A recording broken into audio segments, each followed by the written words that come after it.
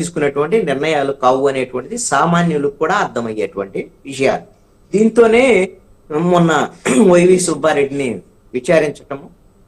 విచారించిన తర్వాత ఆయన కొన్ని విషయాలు దాటబేయటము, కొన్ని విషయాలు చెప్పటము ఏదో చేశారు. ఆల్రెడీ సిట్ దగ్గర కొంత సమాచారం ఉంటుంది, ఇప్పటికే విచారించినటువంటి వాళ్ళ దగ్గర నుంచి తీసుకున్నటువంటి సమాచారము. అదేవిధంగా చిన్నప్పనతో నాకు సంబంధం లేదు అని వైవి సుబ్బారెడ్డి చెప్పినప్పటికీ కూడా వీళ్ళిద్దరి మధ్య ఉన్నటువంటి సంబంధాలు ఏంటి, వీళ్ళిద్దరి మధ్య ఉన్నటువంటి ఆర్థిక లావాదేవీలు ఏంటి అనేటువంటి విషయాలు ఇవన్నీ కూడా వైవి సుబ్బారెడ్డి ముందు ఈ సిట్ అధికారులు ఉంచేదానికి అవకాశం ఉంటుంది. దీంతో పాటు వైవి సుబ్బారెడ్డిని మళ్ళీ కూడా విచారించేదానికి ఖచ్చితంగా అవకాశం ఉంటుంది. దీంట్లో ఖచ్చితంగా లడ్డూ లో కల్తీకి సంబంధించినటువంటి నెయ్యిని వాడారు అనేటువంటి విషయం ఇప్పటికే సిట్టు దర్యాప్తులో తేలినటువంటి అంశం. అలాంటి లడ్డూల్ని ఇప్పుడు మొన్న వైఎస్ఆర్ కాంగ్రెస్ పార్టీ అధికారంలో ఉన్నప్పుడు ఒక సగం లడ్డూలు ఈ తరహా లడ్డూల్నే వాడారు, అట్లానే వినియోగించారు, భక్తులకు కూడా ఇచ్చారు అనేటువంటి సమాచారాన్ని కూడా సిట్టు అధికారులు సేకరించి ఉన్నారు.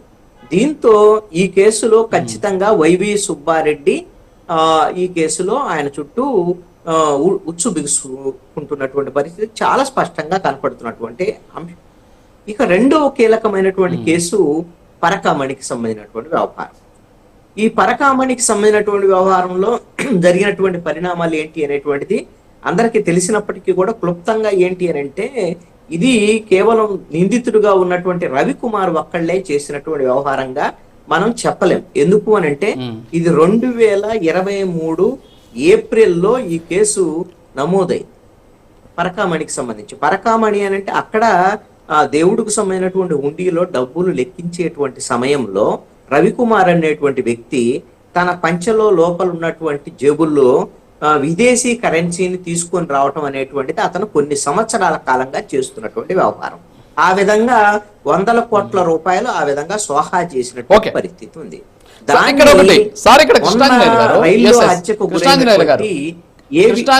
కృష్ణాంజనేయులు గారు ఒకటి ఇక్కడ ఏంటంటే, ఓకే అటు కల్తీ నెయ్యి జరిగింది, at the same time Parakamani case జరిగింది. అయితే మాకు సంబంధం లేదు, ఇది అధికారులు చేశారు, అధికారులు చేస్తే మేము కింద జస్ట్ సంతకాలు పెట్టాం అని చైర్మన్లు చెప్తే సరిపోతుందా? అసలు వాళ్ళకు ఉన్నటువంటి విధులేంటి, వాళ్ళకు ఉన్నటువంటి బాధ్యతలు ఏంటి సార్ వాస్తవంగా? ఇక్కడ రాజు గారు ఒక అంశము, ఇప్పుడు రవికుమార్ కేసును మనం ఒక్కసారి పరిశీలిస్తే అతనే చేయగలడా, అతనే చేశాడా, లేకపోతే అతను కొంతమంది అధికారులు సహకారంతో చేశాడా, లేకపోతే చైర్మన్ సంబంధం లేకుండా పాలక మండలికి సంబంధం చేయకుండా చేయగలిగారా అనేటువంటి విషయాన్ని కోసమే ఒక ఉదాహరణ చెప్తాను. అది 2023 ఏప్రిల్లో కేసు నమోదైతే రవికుమార్ మీద మొన్న ఏవిఎస్ఓ ఎవరైతే మొన్న చనిపోయాడో అనుమానాస్పద మృతిలో అతను రెడ్ హ్యాండెడ్ గా పట్టుకున్నాడు. అతను ఫిర్యాదు మేరకు తిరుమల పోలీసులు కేసు నమోదు చేసినటువంటి పరిస్థితి ఉంది. మరి అలాంటి నమోదు చేసినప్పుడు ఏప్రిల్లో కేసు నమోదైంది, మేలో షార్ట్ షీట్ వేశారు, సెప్టెంబర్లో లోక్ అదాలత్లో కేసు కొట్టేయించారు. ఇది సాధ్యమయ్యేటువంటి పనేనా? కొన్ని 100 కోట్ల రూపాయలకు సంబంధించినటువంటి వ్యవహారము, అది దేవుడికి సంబంధించినటువంటి హుండీలో చోరీకి సంబంధించినటువంటి వ్యవహారం, దాన్ని ఈ విధంగా లోక్ అదాలత్లో కొట్టేసేటువంటి పరిస్థితులు రవికుమార్ చేయగలరా? రవికుమార్ చేసేటువంటి పరిస్థితి ఉంటుందా? అసలు 2 నెలల వ్యవధిలో మొత్తం కేసును మొత్తం కూడా తారుమారు చేశారు.